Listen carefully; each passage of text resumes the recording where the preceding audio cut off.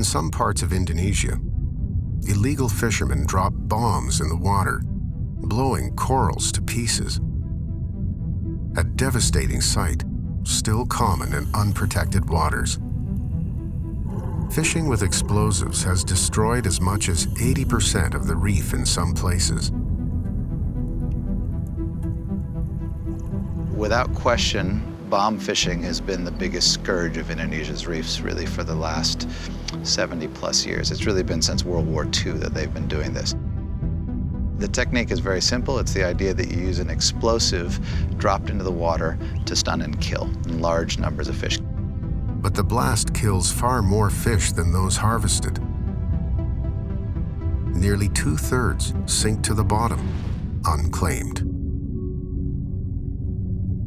The effect on the reef itself is even worse. That's because coral takes time to grow. Parrotfish are integral to the health and resilience of the reef.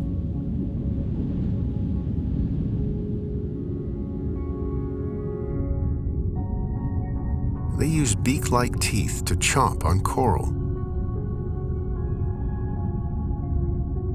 Every bite opens up a piece of real estate for new corals to grow.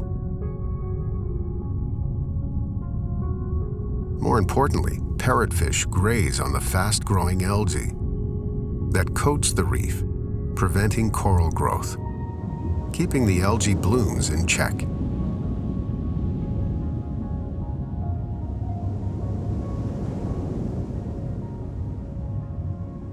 In just 1 year, each parrotfish consumes as much as 5 tons of coral that is converted into sand. A small shoal of parrotfish can fill an entire dump truck with sand in just 1 month.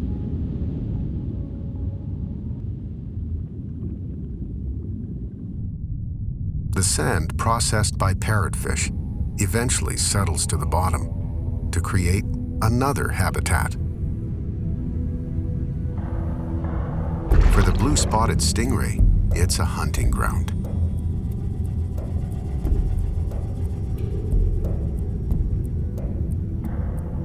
Like a minesweeper, the ray glides over the sand in search of crustaceans, a favorite food.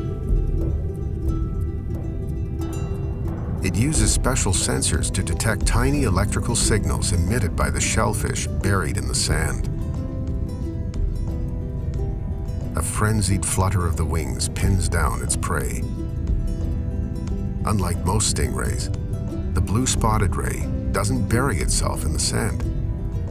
Instead, it flaunts its vibrant spots, a warning sign to predators that it's armed with a venomous tail.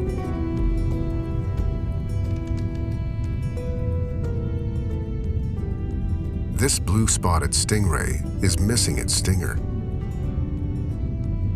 It was likely bitten off by a shark.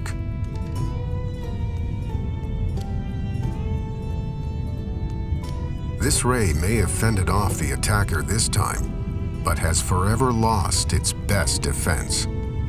Its stinger will never regenerate. This ray will need to be extra cautious to survive.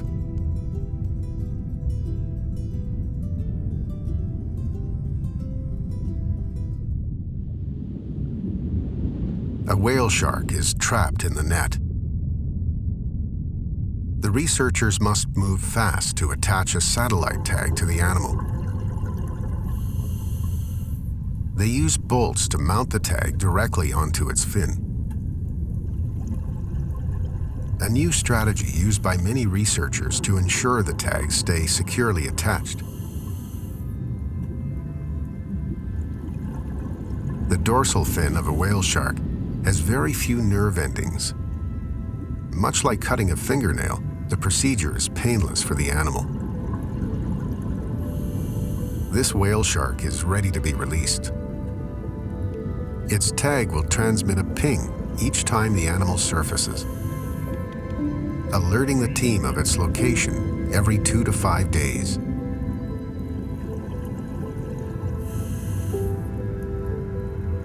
Over time, Conservation International will be able to assemble a much clearer pattern of a whale shark movement in the bay.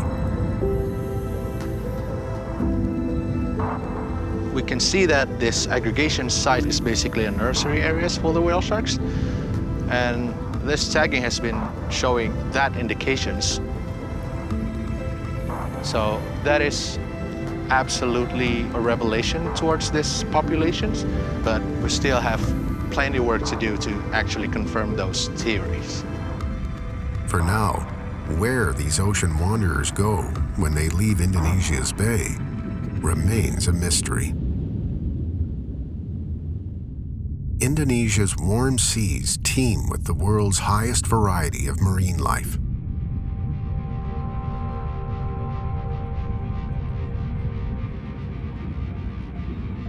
The habitat diversity in Raja Ampat is just extreme. There's so many different special microhabitats as you move across Raja Ampat.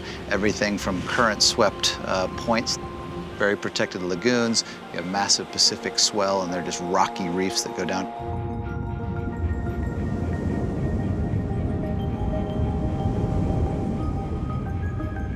Each one of those has their own suite of species that are found there, and so when you put that all together for all of Raja Ampat, it adds up to a massive number.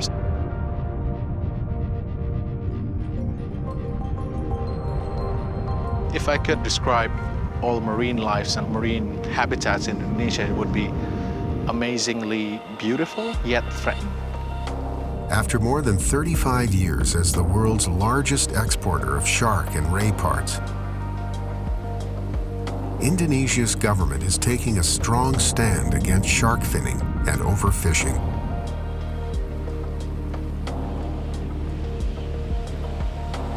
We've seen really an awakening about the need for conservation.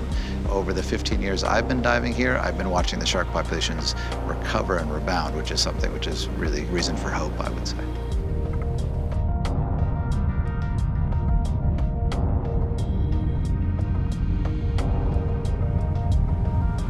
Today, the country's 100-plus protected marine zones make up a maritime sanctuary that covers nearly 62,000 square miles.